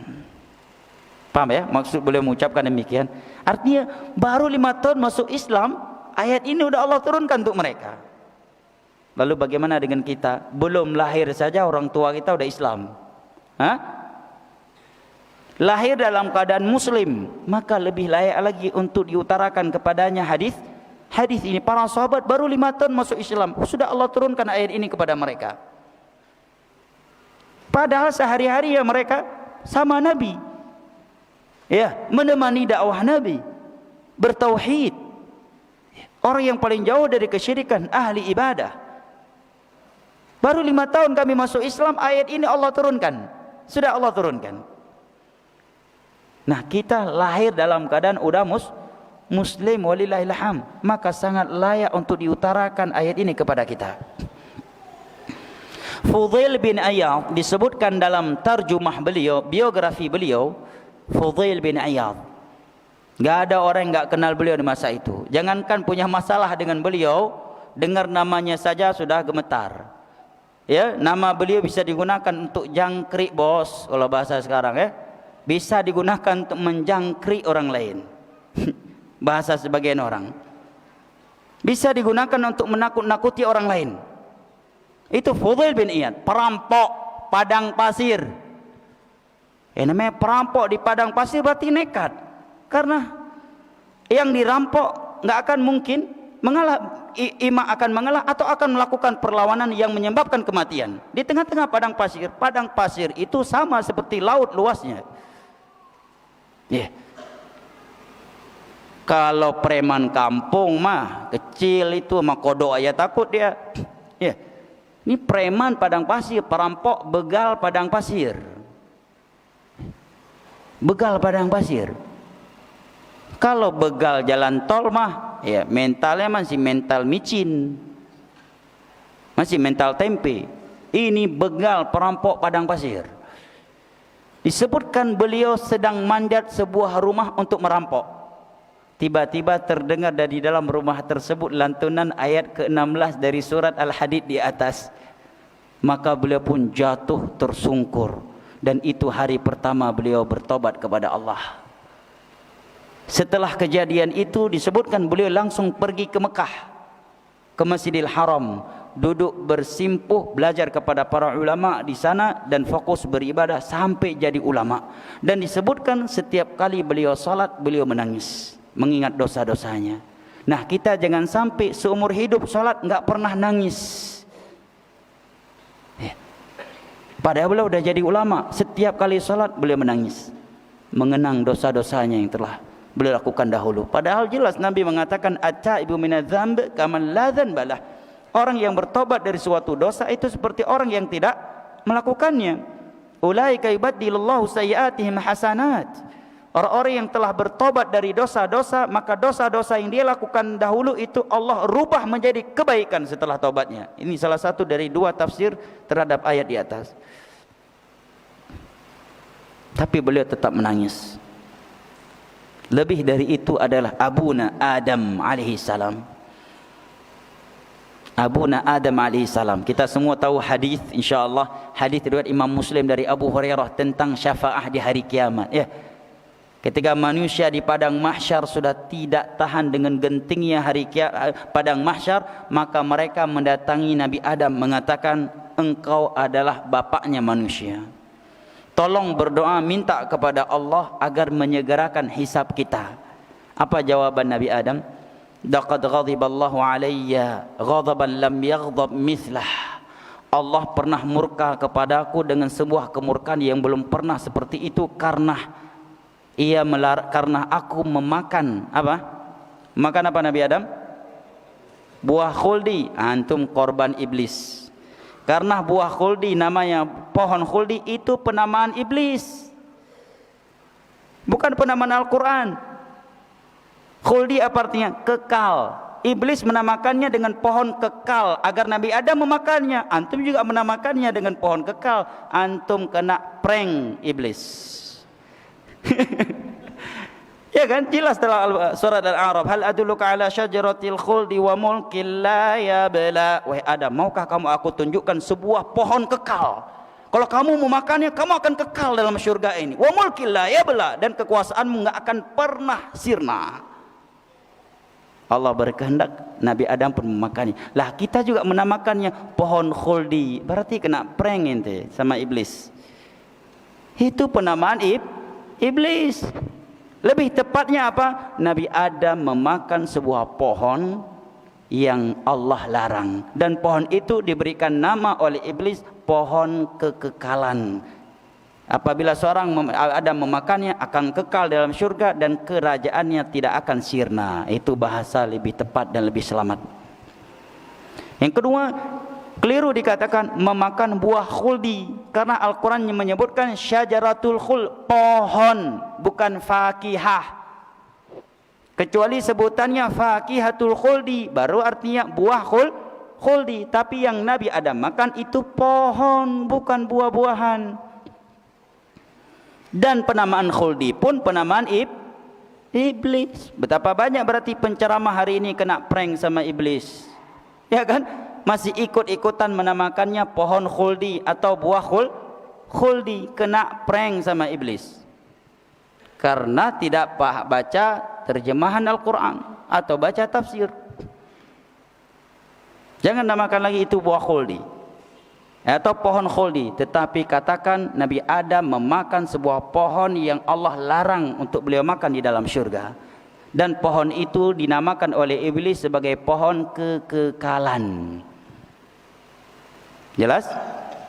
Baik, Nabi Adam mengatakan kepada manusia pada hari kiamat di padang mahsyar, Allah telah murka kepadaku dengan sebuah kemurkaan yang belum pernah ia murka seperti itu.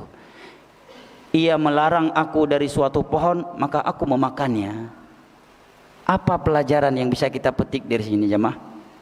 Perhatikan ucapan Al-Imam Ibn Rajab Al-Hambali dalam kitabnya Lataiful Ma'arif dalam hal ini. Nabi Adam masih mengenang satu dosa yang beliau lakukan ribuan tahun sebelumnya. Suatu dosa yang beliau lakukan ribuan tahun sebelumnya, dan itu dosa sudah Allah umumkan bahwa Allah sudah menerima taubatnya, ya kan? Dalam Al-Baqarah dan ayat-ayat yang lain, ya, fatalaqa Adamu min rabbih kalimatin fataba alaih. Adam sudah mendapatkan jaminan ampunan, ya, dari Allah, taubat dari Allah. Tetapi di padang mahsyar berapa jaraknya? Wallahu alam. Antara padang mahsyar dengan waktu di mana Nabi Musa memakan pohon yang dilarang oleh Allah tersebut ketika masih di syurga, wallahu a'lam berapa lamanya. Antara Nabi Musa dengan Nabi Nuh alaihi salam saja 10 qurun, 10 abad. 10 abad berapa tahun? 1000 tahun. Itu jarak antara Nabi Adam dengan Nuh. Berarti jarak antara Nabi Adam ketika masih di syurga dan memakan pohon yang terlarang terus dengan padang mahsyar, wallahu a'lam berapa lama. Tetapi beliau masih mengenangnya.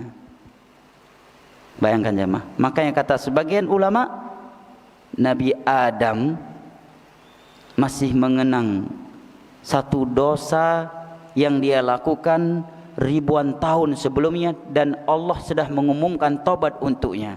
Sedangkan kita ingin masuk syurga Allah dengan jutaan dosa yang kita belum bertobat darinya, bahkan kita tidak menyadarinya atau tidak menganggapnya sebagai dosa besar yang mengharuskan kita taubat kepada Allah Subhanahu wa taala. Pelajaran yang luar biasa dari jawaban Nabi Adam alaihissalam dari Fudail bin Iyad. Sedang merampok, manjat suatu rumah, tiba-tiba terdengar oleh beliau ayat ke-16 dilantunkan oleh sahibul bait di dalam, mungkin rumah anak tahfidz kali ya. Al-Bait terdengar lantunan ayat ke-16 dari surah Al-Hadid di atas di dalam rumah. Langsung beliau turun, batal ngerampok. Hidayah, kita enggak tahu sedang merampok dapat hidayah. Kalau orang dapat hidayah karena hadir majelis ilmu agama, itu mah biasa. Ini lagi ngerampok dapat hidayah, enggak jadi merampok. Hidayah. Sedang melakukan aksi jangkrik, ustaz dijangkrik, dapat ceramah dari ustaz, taubat dia, dapat hidayah dia. Bahkan sebagian mereka mungkin ingin melakukan kontra intelijen yang menghilangkan nyawa seseorang, dan dia sedang melakukan tugasnya tersebut. dapat nasihat, dapat ceramah, taubat dia, enggak jadi melakukannya. Takut sama Allah, takut api neraka, takut dibalas oleh Allah di dunia sebelum di akhirat. Nah, beliau pun langsung pergi ke Masjidil Haram setelah itu. Ngapain? Duduk bersimpuh dan fokus ibadah. Ketika beliau sudah jadi ulama, baru beliau dikenal lagi. Oh, ini Fudail bin Iyad yang dulu udah jadi ulama. Bukan begitu, tobat langsung jadi moderator hijrah percontohan. Gua dulu sebelum hijrah begini, tapi alhamdulillah gua sekarang udah hijrah. Al-Quran udah bisa baca. Tahajudnya gimana? Berapa kitab udah taman? Fudail bin Iyad setelah tobat, apakah langsung dipakai oleh ulama di masa itu? Kajian hijrah percontohan. Nih contohnya Fudail bin Iyad nih. Dulu begini, sekarang udah taubat. Enggak, Fudail bin Iyad begitu taubat, pergi ke Masjidil Haram, duduk bersimpuh di hadapan ulama yang ada di dalam Masjidil Haram, dan fokus membenahi dirinya dan membayar seluruh kesalahan yang telah beliau lakukan dengan memperbanyak ibadah. Karena sebelumnya sebagai perampok, pendosa, bahkan setiap kali salat beliau menangis mengenang dosa-dosa yang telah beliau lakukan sebelumnya. Sampai menjadi ulama, baru dakwah, baru menyampaikan ilmu agama. Nah, dan ini baru namanya hijrah percontohan. Benar-benar hijrah dia. Nah, ikhwanil kiram wa akhwati al-karimat rahimani Allah wa iyyakum wa baraka fikum. Ini prinsip pertama yang hendaknya selalu hadir dan tertancap kuat di dalam hati kita. Bahwa Allah Jalla wa Ala menciptakan kita bukan untuk hal yang sia-sia.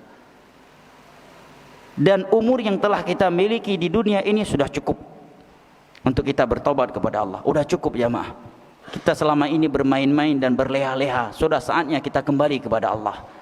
Para sahabat saja baru 5 tahun masuk Islam sudah diingatkan oleh Allah seperti itu. Di dalam surat Fatir Allah mengatakan, awalam nu'ammirkum ma yatadhakkaru fihi man tadhakkara wa ja'akumun nadhir. Bukankah kami telah memberikan untuk kalian umur panjang yang sudah cukup membuat kalian untuk ingat Allah? Dan bukankah sudah datang kepada kalian pembawa peringatan? Sebagian ulama tafsir mengatakan maksud umur yang panjang dan sudah cukup membuat untuk kalian kembali ingat kepada Allah adalah 60 tahun. Sebagaimana hadis dalam Sahih Bukhari, a'darallahu ila rajulin qad balagha 60 sana. Sudah putus uzur dari Allah bagi orang yang sudah umur 60 tahun. Tapi hidayah itu milik Allah. Ada sebagian orang semakin tua keladi, semakin tua semakin jadi. Ada sebagian orang pada umurnya udah bau kuburan, lewat di depan kita bau kemenyan. Bau kain kafan, kita lihat dia jadi ingat kain kafan. Tapi juga nggak mau sholat, masih suka joget-jogetan, masih karaokean, gigi udah ompong, udah nggak ada gigi lagi. Sebagian ulama menafsirkan umur yang sudah cukup untuk kalian kembali ingat kepada Allah di atas 40 tahun. Bahkan sebagian mereka ada mengatakan adalah 20 tahun. Dan sebagian mereka ada mengatakan umur baligh.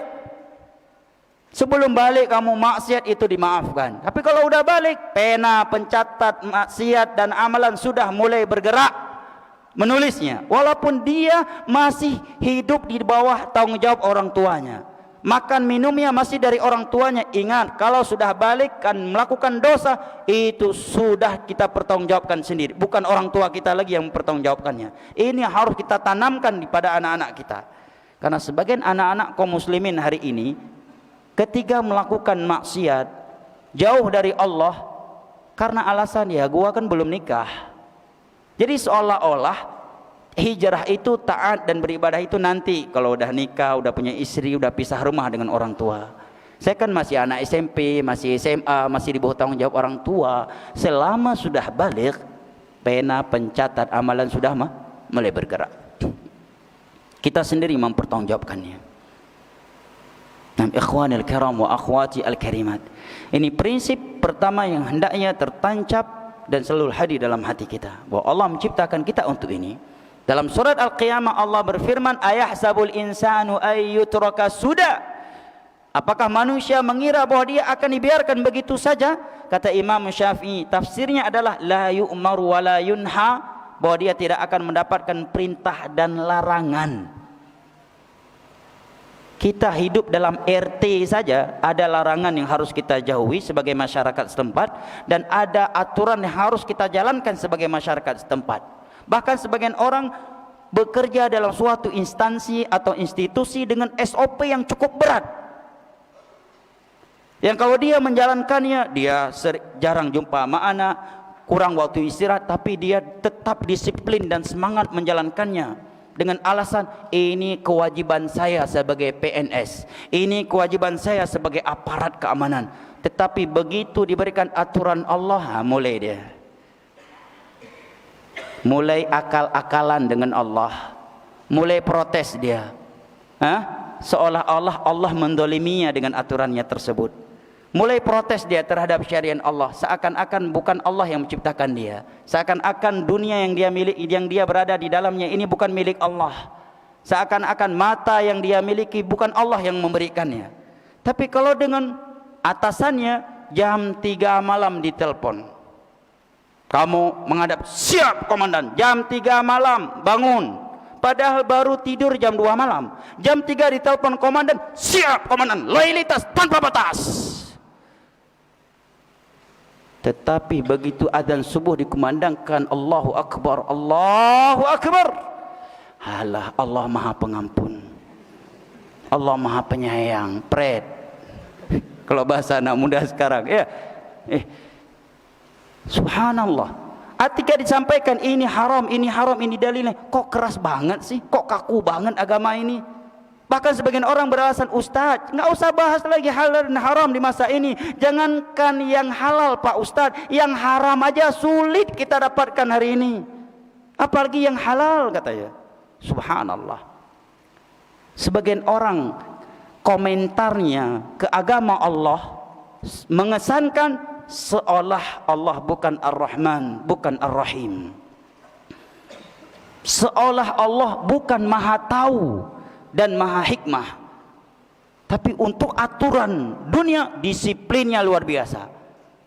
Jadwal masuk kantor, jadwal apel jam 8 pagi, setengah jam sebelumnya dia sudah berada di lapangan.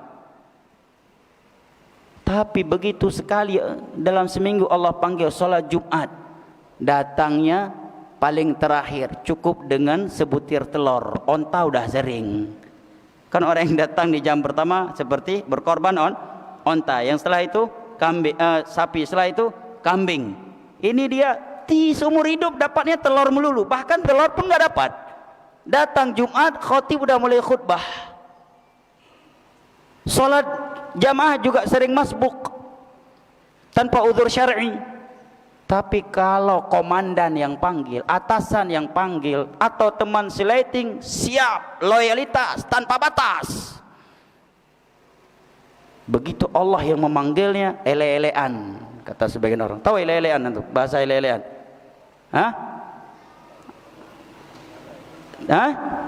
Nyantai-nyantai, berleha-leha, tidak serius.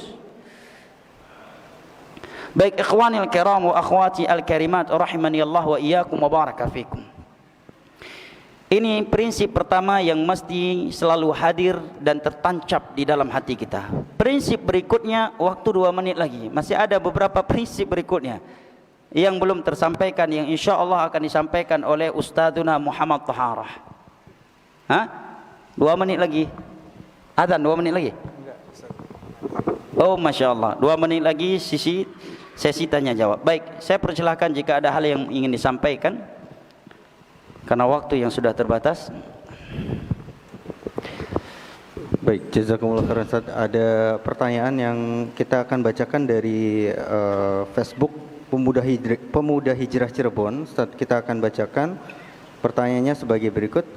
Bismillah, minta resepnya kata Ustaz. Ketika Ustaz menuntut ilmu di Yaman supaya tetap semangat belajar, pernahkah Ustaz merasa bosan sewaktu menuntut ilmu? Barakallahu fikum Ustaz. Baik, bagaimananya ana menuntut ilmu tidak penting untuk antum dengar, karena ana bukan orang yang layak untuk antum contohi. Ini yang pertama. Yang kedua, kalau ana sampaikan bagaimana ana menuntut ilmu agama, ana khawatir antum yang sedang semangat jadi enggak semangat lagi menuntut ilmu. Antum yang tadinya cinta kepada ilmu jadi tidak cinta lagi kepada ilmu agama.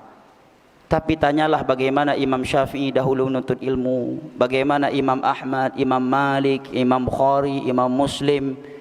Ya akhi, kita ini jangankan di zaman salaf, berada di Yaman saja mungkin ngajarin Iqra belum tentu ada yang mau ikut. Orang kayak kita ini, ya, ngajarin Iqra aja mungkin belum tentu ada yang mau belajar ke kita. Kalau kita berada di negerinya para ulama. Namun pertanyaan di atas ana jawab dengan nasihat secara umum untuk kita semua. Yang namanya bosan pasti ada. Karena Nabi telah mengatakan likulli amalin syirrah wa likulli syirratin fatrah, faman kana fatratu ila sunnati faqad aflah wa man kanat ila ghairi dzalik faqad halak. Hadis dihasankan oleh sebagian ulama hadis. Setiap amalan itu ada semangat yang menggebu-gebu kata Nabi. Dan setelah semangat yang menggebu-gebu akan datang masa futur. Itu biasa. Ya. Ada masa semangat, ya. Kemudian datang futur. Yang luar biasa itu enggak pernah semangat tapi selalu futur. Ya, ini yang bermasalah. Ya. Setelah semangat yang menggebu-gebu datang masa futur. Nabi berikan bimbingan. Barang siapa yang mengarahkan futurnya kepada sunnahku, dia akan beruntung. Sedang futur solat sunnah, arahkan ke baca Al-Quran. Futur baca Al-Quran, arahkan kepada mendengar ilmu agama. Futur menuntut ilmu agama, gunakan untuk silaturahim, ziarah kepada orang yang berilmu, atau membawa anggota keluarga berlibur dan semisal dengannya. Minimnya kata para ulama, kalau kita futur, minimnya jangan tinggalkan yang wajib. Seandainya yang sunnah-sunnah kita lagi malas mengerjakannya, maka kata para ulama, kalau kamu sedang semangat, lakukan yang wajib dan yang sunnah. Tapi ketika kamu sedang futur, ingat, jaga yang wajib. Ya, jaga yang wajib. 6. Jawaban yang kedua, sebaik-baik biografi untuk kita baca agar kita selalu semangat di dalam menuntut ilmu agama adalah biografinya para ulama. Terkhusus mereka yang sudah meninggal. Kenapa demikian? Karena Abdullah bin Mas'ud mengatakan, "Man kana minkum mustannan falyastanna biman qad mat fa innal." Pertanyaan dari orang, Masya Allah, barakallahu fiik, Allahumma faqihu fid din wa 'alimhu ta'wil. Abdullah bin Mas'ud mengatakan, barang siapa yang ingin menjadikan atau mencari figur, hendaknya dia menjadikan orang yang telah meninggal dengan kebaikan sebagai figurnya. Jangan dia jadikan orang yang masih hidup sebagai figurnya. Kenapa? Karena orang yang masih hidup tidak ada jaminan dia mati dalam keadaan husnul khatimah. Misalkan nih, antum ngefan banget dengan seorang ustadz karena keilmuannya, kecerdasannya dan keutamaan-keutamaan lain yang Allah berikan. Jangan jadikan dia sebagai figur, jangan. Syekh sekalipun kalau dia masih hidup, jangan antum jadikan figur.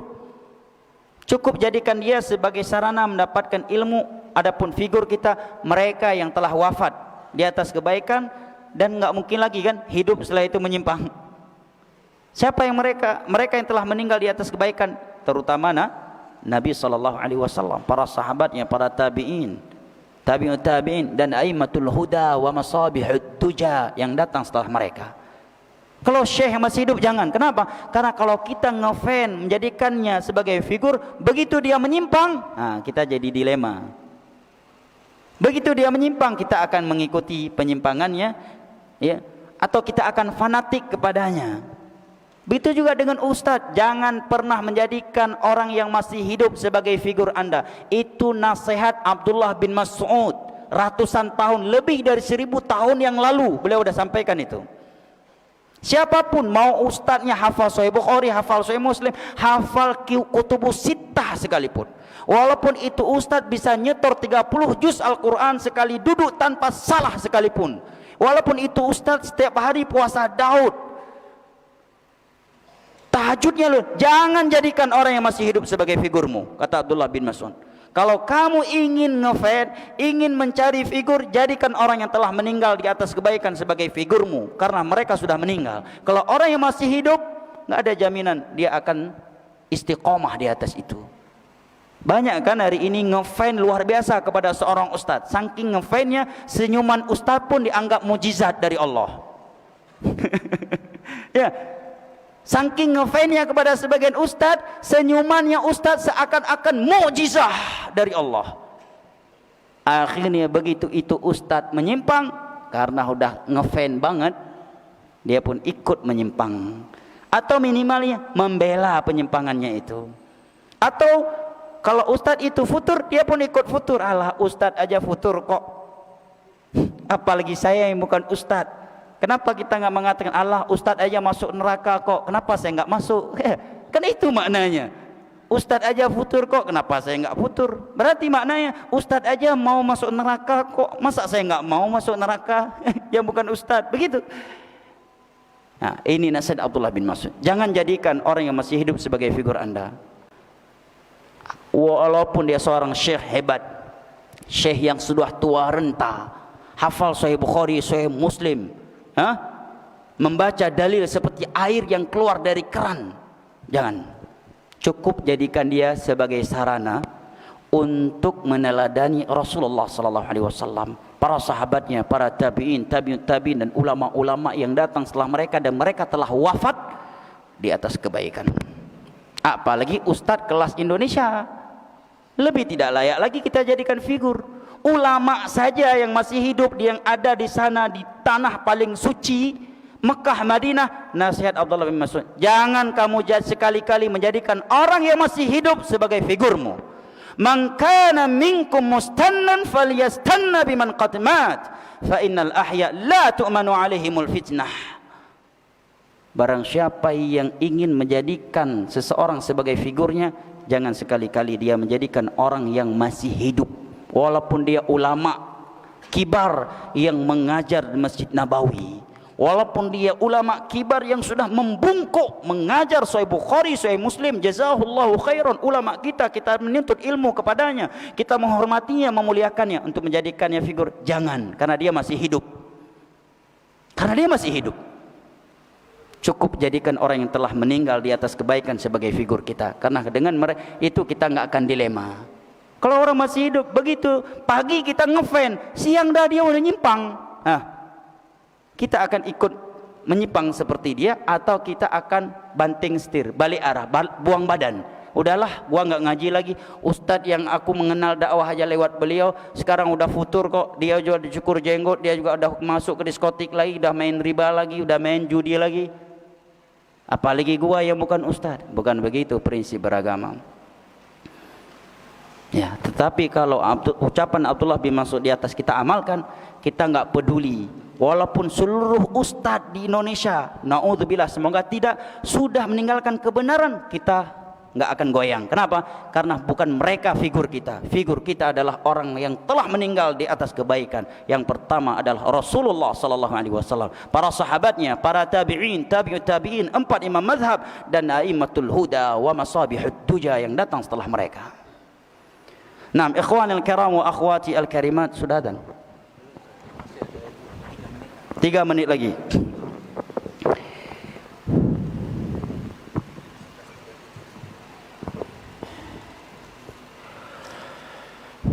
Bagaimana agar hijrah tetap istiqamah? Satu. Yang kedua, bagaimana menghadapi ibu yang masih keras menentang sunnah salaf dan masih percaya atas fitnah Wahabi. Syukran, jazakallah khair. Ya ikhwan, barakallahu fikum.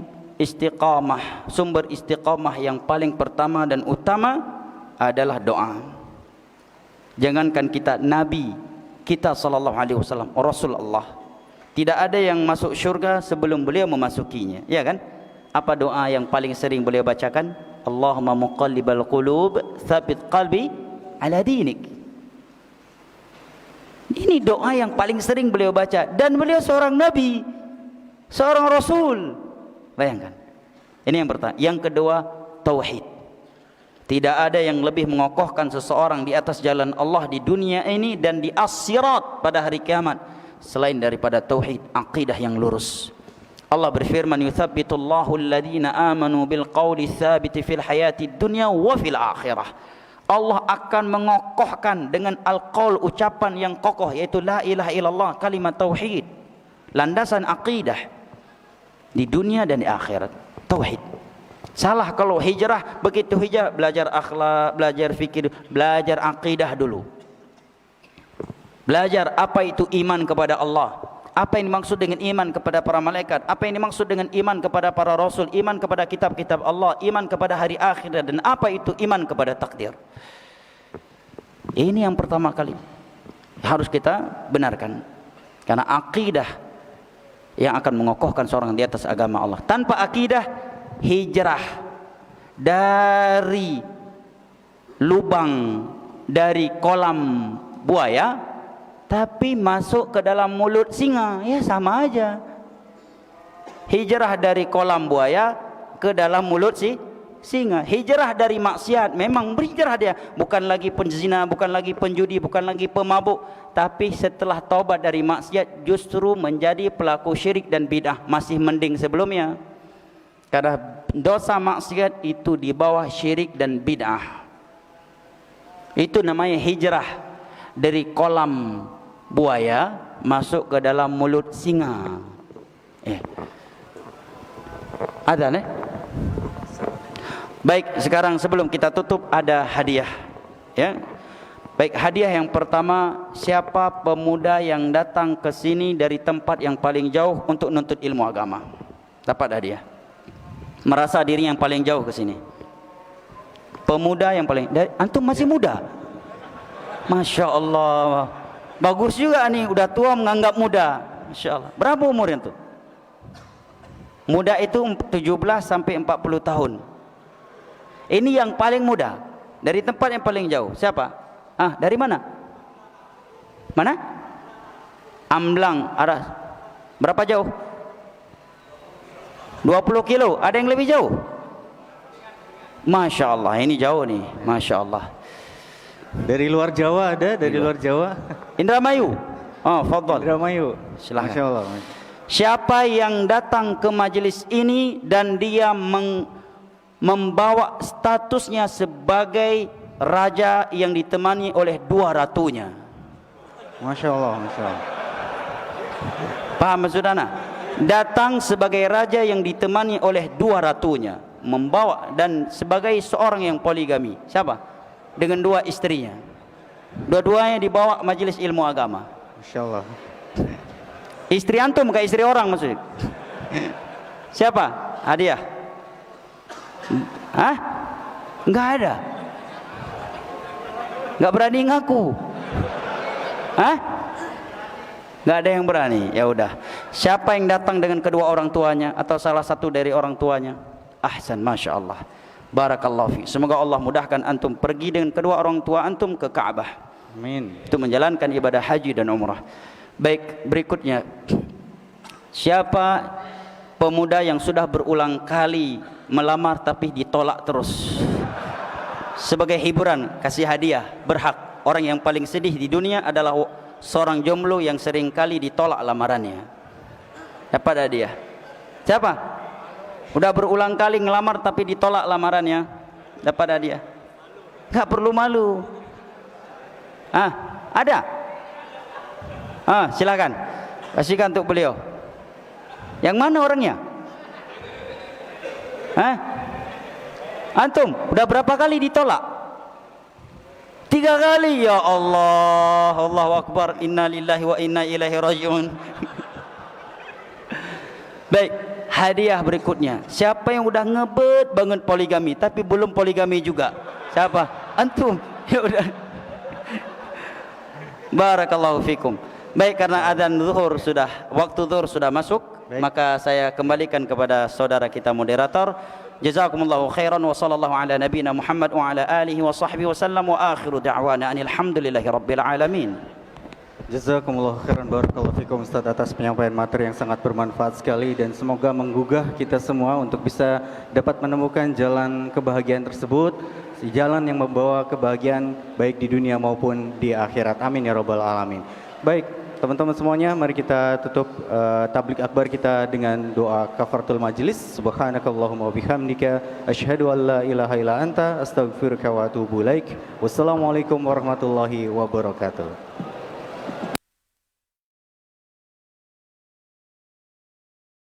تبارك الذي جعل في السماء بروجا وجعل فيها سراجا وقمرا منيرا وهو الذي جعل الليل والنهار خلفة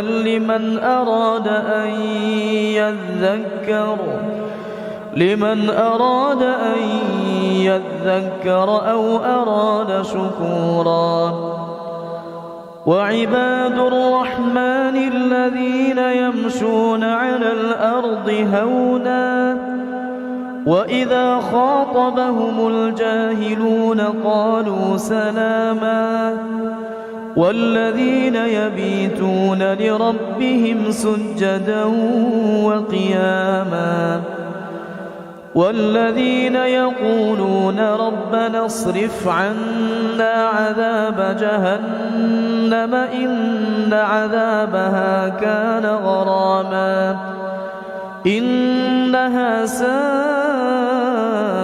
مستقرا ومقاما والذين إذا أنفقوا لم يسرفوا ولم يقتروا وكان بين ذلك قواما والذين لا يدعون مع الله إلها آخر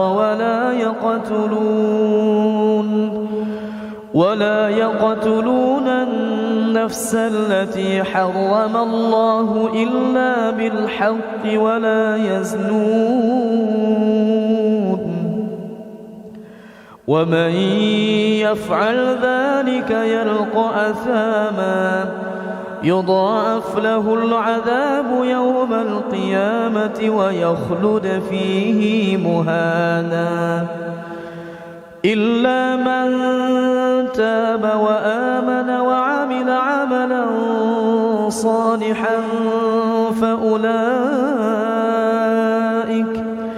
فأولئك يبدل الله سيئاتهم حسنات وكان الله غفورا رحيما ومن تاب وعمل صالحا فإنه يتوب إلى الله متابا